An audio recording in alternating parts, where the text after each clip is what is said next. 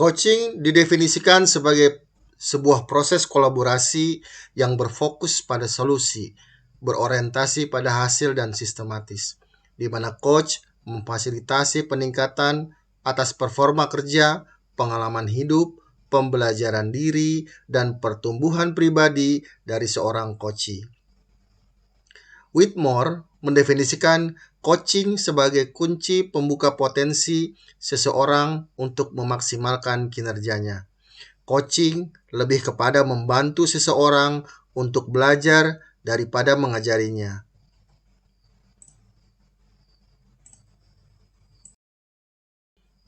Tujuan dari sebuah kegiatan coaching adalah menuntun coachee untuk menemukan ide baru atau cara untuk mengatasi tantangan yang dihadapi atau mencapai tujuan yang dikehendaki.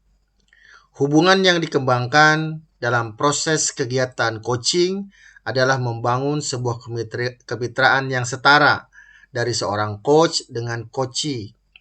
Coachee sendiri yang mengambil keputusan, coach hanya menghantarkan melalui mendengarkan aktif dan melontarkan pertanyaan, coachee lah yang membuat keputusannya sendiri.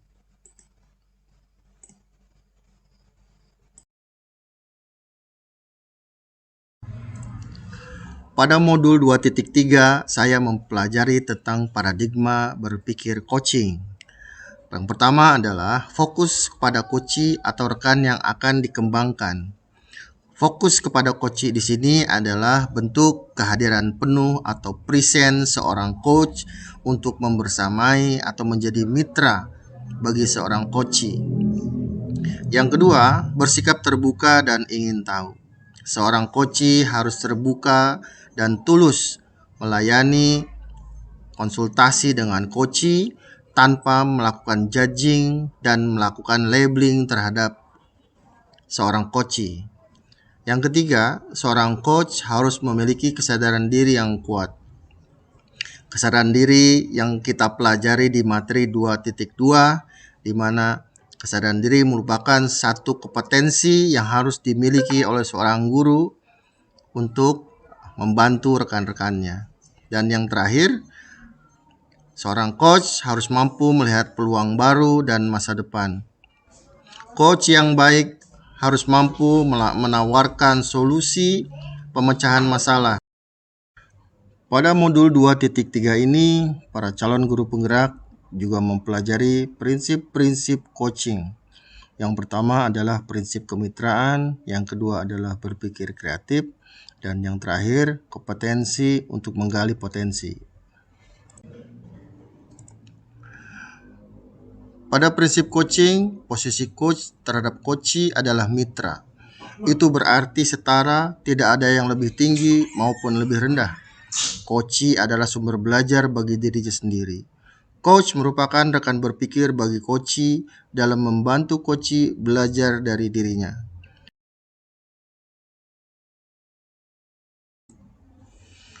Proses kreatif adalah prinsip coaching dalam pengembangan kompetensi diri rekan sejawat. Maka percakapan yang berlangsung adalah dua arah. Yang kita lakukan adalah mendengarkan rekan kita dan kemudian melontarkan pertanyaan untuk membantu rekan kita untuk lebih memahami situasi dirinya.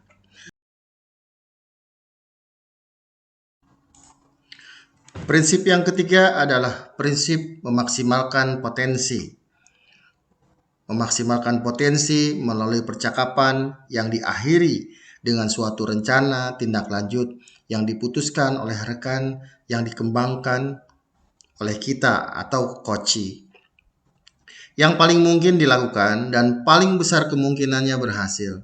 Selain itu juga percakapan ditutup dengan kesimpulan yang dinyatakan oleh rekan yang sedang kita kembangkan alias coachee.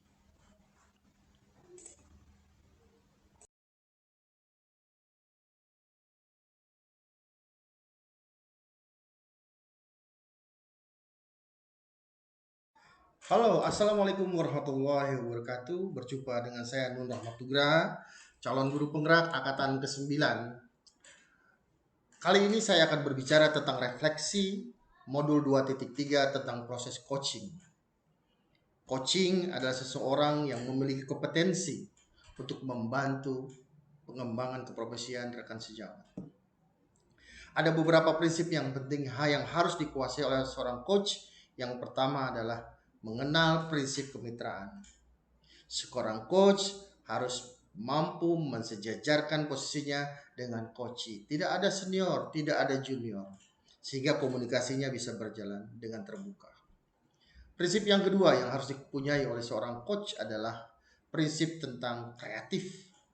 Kreatif membuka ruang-ruang solusi alternatif pemikiran baru, sehingga coach yang selama ini merasa terbebani, mengalami persoalan yang buntu, tidak menemukan solusi, itu bisa membuka wawasannya, bisa terinspirasi, sehingga pada akhirnya coach mampu menemukan jawaban atas persoalan-persoalan yang ada dalam dirinya.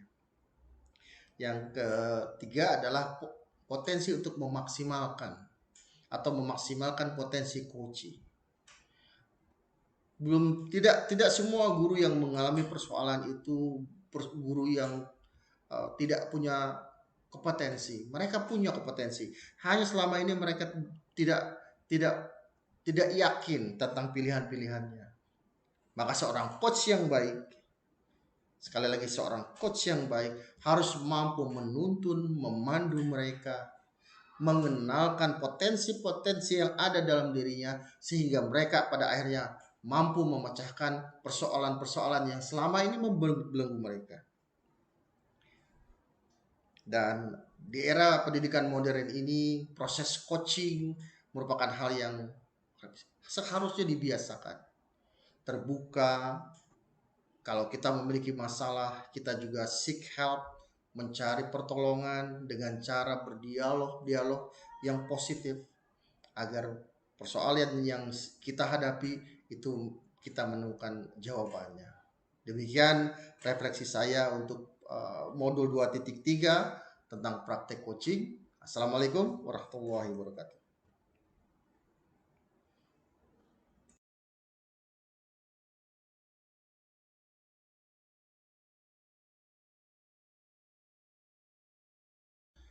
Oke, di sesi terakhir kali ini saya Nur Rahmatugraha, calon guru penggerak angkatan 9, akan berbicara mengenai tentang keterhubungan.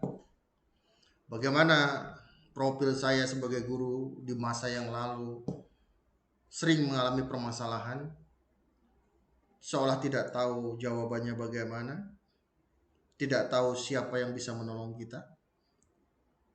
Dengan belajar materi tentang coaching, semua guru punya hak untuk maju, berhak untuk punya mitra. Di satu sisi, seorang coach ketika melakukan coaching terhadap coachee atau guru yang dia kembangkan, itu bagian dari pengembangan keprofesian yang bersangkutan. Bagi seorang coachee ini sangat penting. Dia bisa belajar, dia bisa melihat bagaimana seorang coach memandu yang bersangkutan atau coachee untuk menemukan potensi-potensi yang tersimpan di dalam dirinya yang mungkin selama ini dia tidak tahu. Jadi semakin kompetensi seorang coach semakin tinggi, dia akan semakin baik dalam membimbing guru-guru yang dia berusaha kembangkan. Apa yang akan saya lakukan di masa datang? Rencana tindak lanjut seperti apa? Tentunya sebagai calon guru penggerak, saya punya tanggung jawab moral untuk menularkan kemampuan ini, kompetensi ini ke seluruh guru yang ada di satuan pendidikan kami. Sehingga semua guru punya kemampuan untuk menjadi coach. Kita melakukannya dalam bentuk diklat, dalam bentuk komunitas belajar. Di samping itu, guru-guru yang ingin mengetahui atau mempelajari teknik-teknik coach ini bisa mempelajari di banyak sekali sumber. Ada di YouTube, ada di buku-buku, dan ini merupakan sebuah bagian dari pengembangan kompetensi berkelanjutan bagi guru-guru di Indonesia. Maju terus guru-guru di Indonesia, tergerak, bergerak, dan menggerakkan. Merdeka!